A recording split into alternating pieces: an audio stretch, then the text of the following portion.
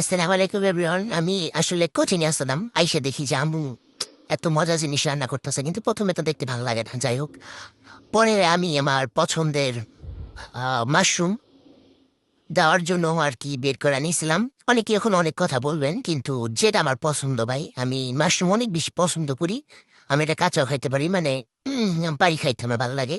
পরে আমি এটার সাথে দিছিলাম ভাই, এমনি যা মজা হয় একবার খায়া দেখেন। দেন আমি প্লেটে ঘি নিয়ে নিছি, কারণ ভালোই লাগে আমার কাছে খাইতে, ঘি দেয় স্পেশালি। তো ফার্স্ট বাইট বাহ লাগতেছিল, আমি জান্নাতে পৌঁছে গেছি প্রথম বাইট দেওয়া লগে লগে। তো এখানে মাশরুম মিশি, খাবারটা অনেক বেশি মজা ছিল। আসলে আমি আসলে ডায়েটে ছিলাম, কিন্তু তারপরও আমার আম্মু যেটা তো মজার খাবার রান্না করতে পারে, ডায়েট কিসের ডায়েট, তাই দুধ বুইলা খাওয়া শুরু করে দিছি। অনেক মজা লাগতেছিল। আপনারা এমনি খায় রেখে অনেক বেশি ভালো লাগবো, মানে স্পেশালি যদি একটু ঘি নেন তাহলে জিনিসগুলো অনেক মানে বেটার ফিল হয় আর কি, অনেক মজা লাগে।